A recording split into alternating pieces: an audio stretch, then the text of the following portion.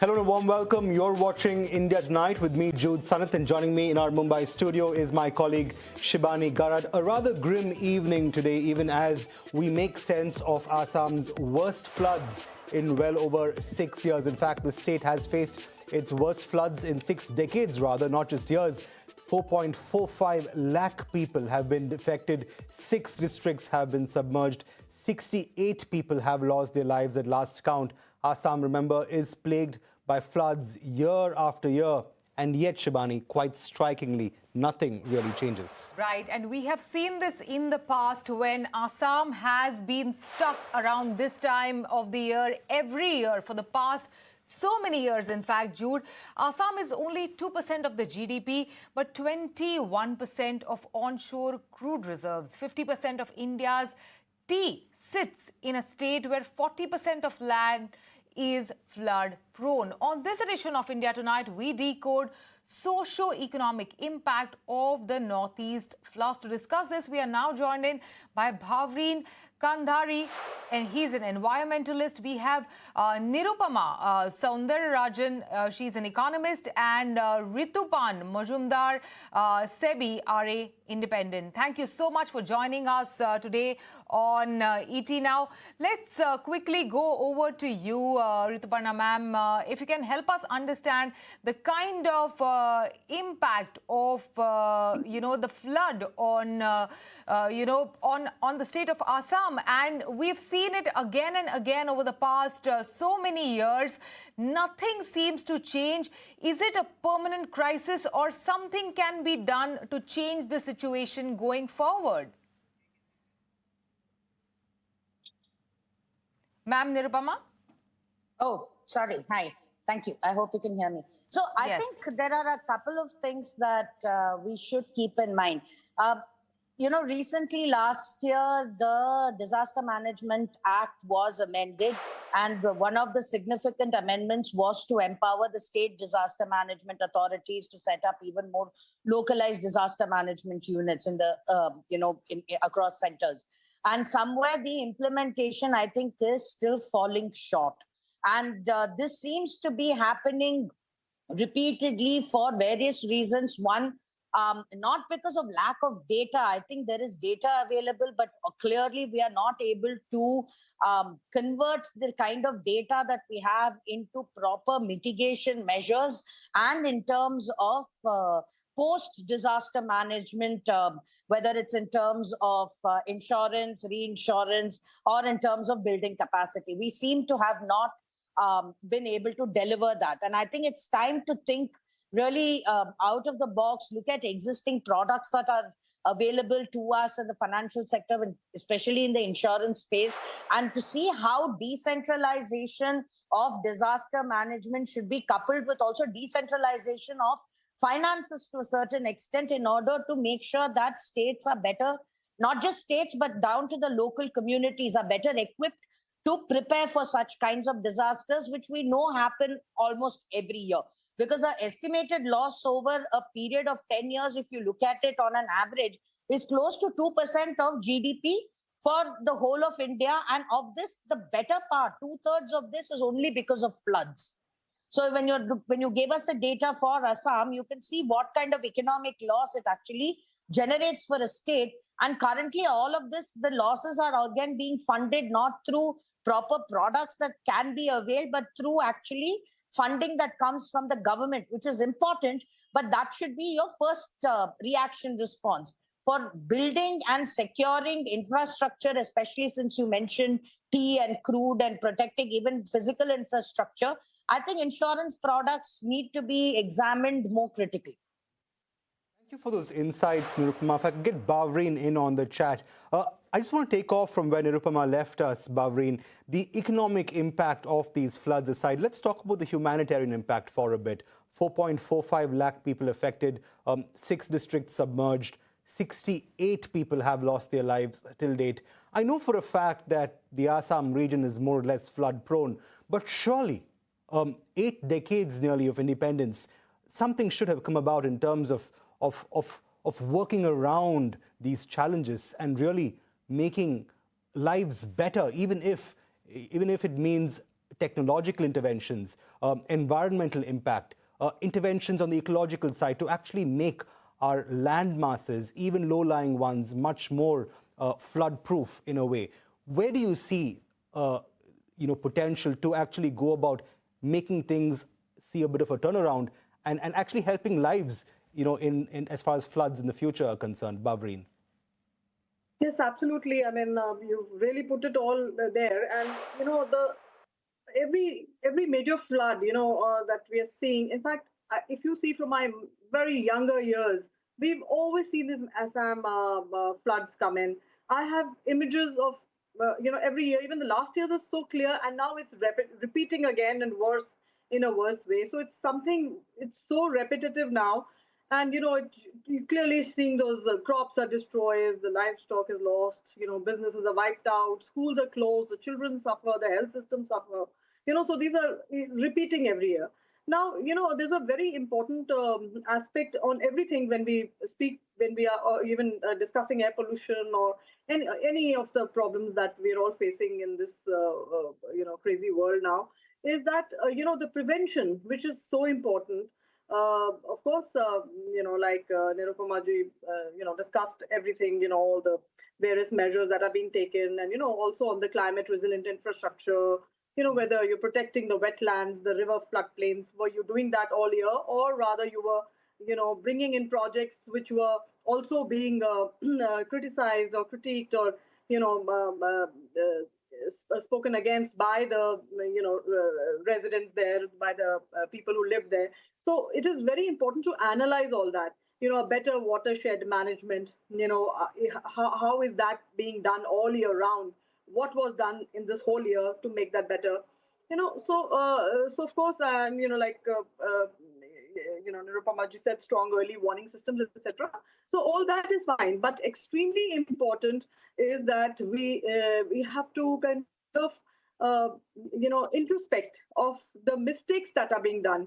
I'll just name some projects like the Lower Subansiri hydroelectric project or the Debang, just to name a few. There was a huge amount of even in Dehing Patkai National Park. These were huge campaigns also, which the citizens came up, the conservationists came. Sometimes they went into the courts as well, but they were clearly opposed. So I think it's very important for the government and the policy makers to introspect and see the large-scale damage and the cost that the government is actually paying to, to actually think that they were thinking they'll make money, but now what on the health aspect and on the flood and all the climate also quickly at this point in time, I would also like to understand the economic impact of this. Let's go over to Bitupan Majumdar. He's been patiently waiting for his turn. Thank you so much for joining us today on ET Now. Help us understand the kind of economic impact because of this, all of these floods happening year after year, also for a region that is, dealing with another crisis at another point in time in the year, which is, the daylight. Because of the eastern region, they lose daylight around the winter months, and then come monsoon, Assam is hit by floods. So how does this impact, the economy and the growth of this particular state? Before starting with the economic impact, I would like to say exactly the whole disaster of what exactly flood we have seen in the mostly upper Assam part of the country, or probably upper Assam, you can say. It's basically not like a natural calamity. It's more like a natural-made or man-made disaster, you can say. And as of now, if you see, more than 7 lakhs people are displaced, and as you say, 68 people already have exactly lost their lives. The number can be more, or it can be, you can say it can be reaching more than 100 as well. As I speak to the local people there, in one village, there were 2,300 people, and now they could find only 4 people there. So we can say where those remaining people are. And when I talk about this stage basically, or probably the district where exactly we're facing the major flood, is basically Sibsagar, Jorhat, Choraidev, and Golaghat. And basically what happened, the illegal coal mining, or you can say mining in Nagaland, and deforestation happened in Nagaland part of that part of the Northeast, they created this man-made disaster.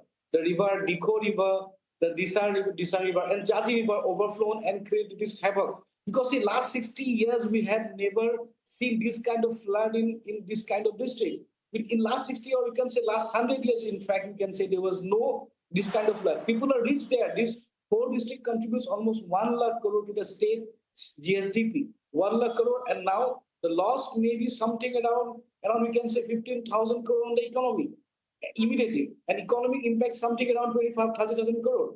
The people who are exactly like, they are having affluent people recently, like, in one day, they don't have anything. I've spoken to a lot of people there, like, one guy, like, could not have water, no electricity, nothing to, where kind of scenario happened. And I think, this is exactly happening in the whole, not only in the northern, only this 4 district, the whole north is also coming at a very high risk because we are a high systemic zone. And recently we have developed exactly 8 hydropower projects. Plans have been commissioned, and lower Subansiri dream still remains to be controversial. As you have seen, I think 10, 12 years back, even that Raja Singh also protested against this lower Subansiri dam. Now, because my hometown exactly just like 50, 60 kilometers from this dam exactly. So if because we are sitting on a high seismic zone, it's a 5 kind of a zone, and if this kind of a dam something happens, because last 2 years back, the lower Subansiri part become food dry because something happened, technical glitch happened on the dam part or something.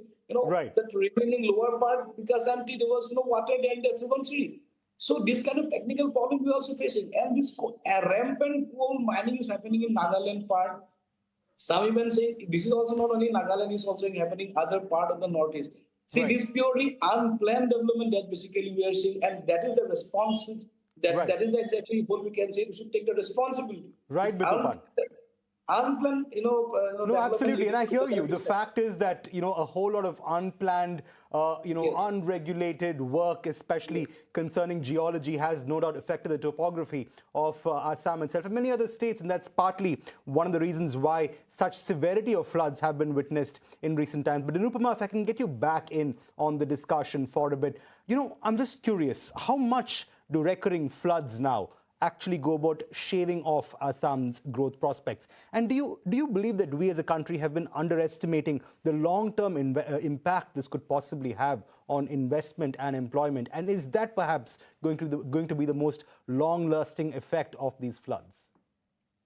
No, absolutely. I think we still are not actually able to estimate the kind of losses. If you look at the floods that took place last year, I think in Assam, I have some data here which says that pretty much their initial estimates of what the state estimated was close to 550 crores of loss. And this would probably be direct losses that are there. We still have not actually come up with a way to estimate indirect losses. If you take the Tripura floods that happened some time back, that was close to 15,000 crore loss. So the numbers are not small by any stretch of imagination. And with what is happening around with changes in geology, with climate change, what is happening is that your cost of doing business in such areas will only increase and thereby certainly impact long-term growth. I think that is a no-brainer as far as the costs are concerned. People will want to choose areas where you have better infrastructure. There is a better way to handle. There is both ex post and ex ante measures that are there for disasters. And currently, I think we are several steps behind the curve when it comes to basically ex ante measures in terms of disaster preparedness and prevention. And that is also true if you look at the budget allocations that happen, where there is budgets that are allocated for prevention and for post-disaster. And in most cases, if you see, the budgets that are left for prevention are invariably underutilized because people don't know how and where it's going to go. The focus, while relief is certainly important, an equal amount of importance needs to be given to preparedness. And I think we are missing the bus and not doing that, and which results in such kind of that note, economic Nirupama, loss. on that note, since you mentioned we are lacking in preparedness, and I was reading up over the past couple of days on the history of Assam floods, and one of the point which was being raised by many of these experts is that many of the regions in Assam and generally in the northeast, which are around, which face the highest impact of Brahmaputra during the monsoons, have centuries-old embankments constructed and created in 1950s, and then every year flood happens, and the contracts are given to substandard contractors which hold no strength against the mighty Brahmaputra when it comes to flooding and when it comes to monsoons. So tell us more on, can you throw in more light on that? I would rather not comment on the state of, what kind of infrastructure, but clearly whatever is currently there is hugely inadequate. Now, whether that's a factor of just,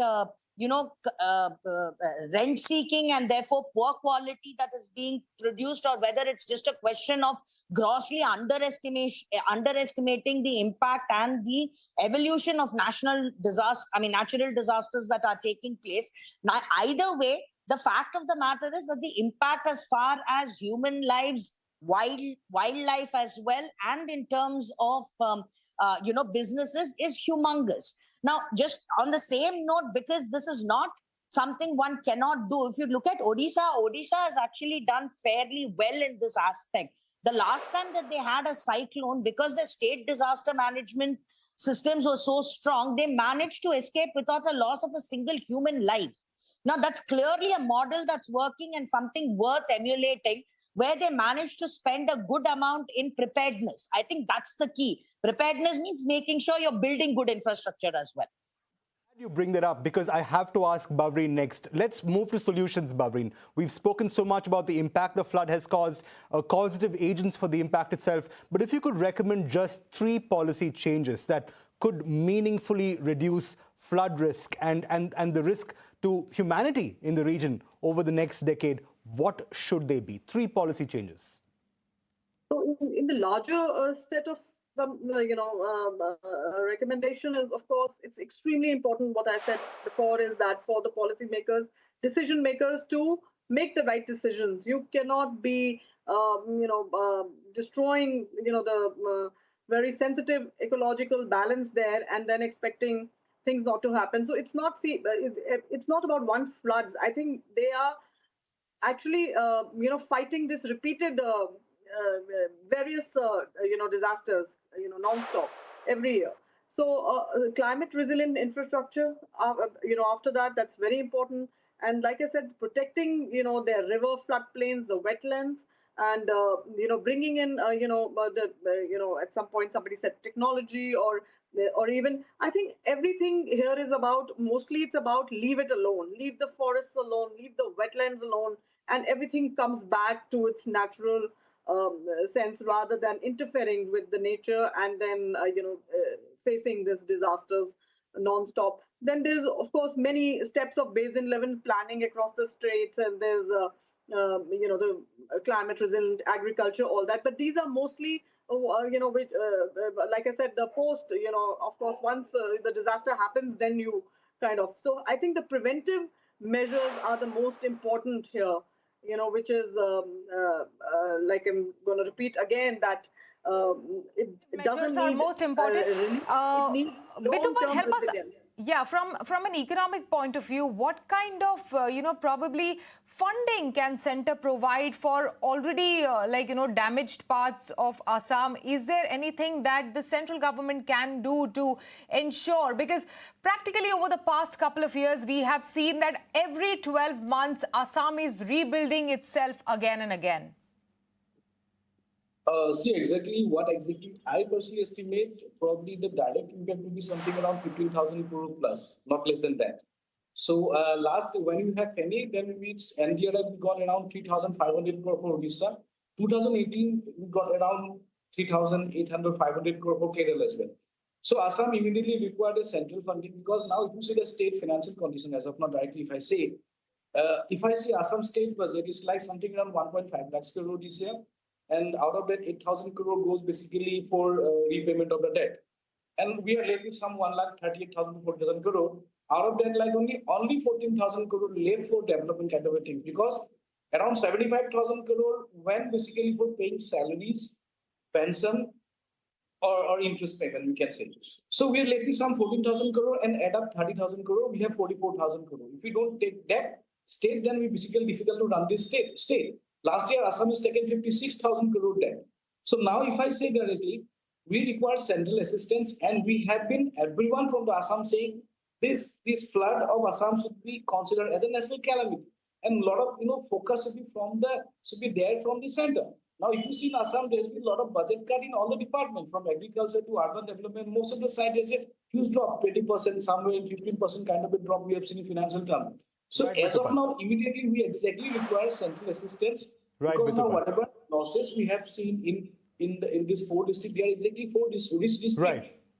Basically, this district of Amu Kingdom, you can say. So we have lost numerous lives. Unfortunately, Bitupan, I might have to interrupt you there because we're a little short on time on the show. But point taken, there is a whole lot that needs to be done.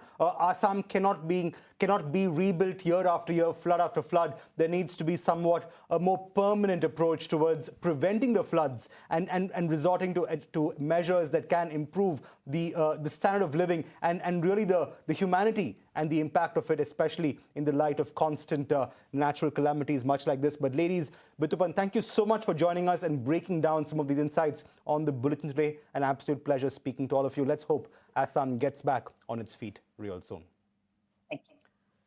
Moving on, US President Donald Trump is all set to meet Israeli Prime Minister Benjamin Netanyahu ahead of the meeting. Some tensions have been reported between the two leaders. In fact, Trump revealed that there has been some tension with Netanyahu ahead of their meeting, complaining about reports that the Israeli leader plans to discuss intelligence on Iranian activities at Pickaxe Mountain, a potential nuclear site that the US president has threatened repeatedly to bomb. In fact, Sumita joins us for more details on this. Absolutely. In fact, this is a very crucial time because it's not just the Israeli Prime Minister Benjamin Netanyahu who's going to be meeting with President Donald Trump, but the Ukrainian President Volodymyr Zelensky is what we're given to understand from several reports. Is currently at the White House. And remember, both of them are there to sort of honor the memory of the late Senator Lindsey Graham. And in fact, Netanyahu is going to try and get the US president to expand the conflict, is what reports are suggesting, just as Washington has paused its strikes on Iran. And this is following weeks of escalated tensions and violence because President Donald Trump is looking at arriving at a deal. And so is Iran, reportedly, according to what reports are suggesting. In fact, the president also hinted at tensions with the Israeli premier and prime minister. And this is something that has earlier been brought up by US President J.D. Vance as well. This time around, President Trump said that the US was necessary for Israel's survival. In fact, the US and Israel's interest as far as the Middle East war is concerned, they have diverged in the recent month. In fact, when the war started, both of them were on the same page, but of late, it is more about the Israeli Prime Minister wanting to expand the conflict, but President Donald Trump is wanting to sort of wrap the conflict. Of course, let's also talk about the other aspect of this particular meeting, which is related to President Volodymyr Zelensky's meeting with President Donald Trump. He is hoping to reignite support for Ukraine. And of course, Patriot missiles, well, that is going to be a big focus of the talks, given that the fact that at the recent NATO summit, in July itself, President Donald Trump promised Zelensky that US would grant Ukraine a license to build the much-needed Patriot missiles. Now, whether he is going to stick to his word about building Patriot missiles or how will that really help come about, that remains to be seen. But definitely, this is also going to be on the war between Ukraine and Russia. US has acted as a key mediator in this war as well. However, talks in the past have yielded little. Right. So there are tensions ahead of the Trump and Netanyahu meet. But now let's go over to U.S. markets and how Dow Jones is faring right now. So Dow Jones has gained 0.8%, trading over 400 points higher, supported by strong corporate earnings. The Nasdaq, however, fell 0.9% as a sharp chip sell-off weighed on the semiconductor stocks and the tech-heavy index. Meanwhile, the S&P 500 remained largely flat after slipping slightly at the open. Well, with that, it's a wrap on this edition of India Tonight. Goodbye from me, Shibani Garat, and my colleague Jude Sanit. Bye-bye.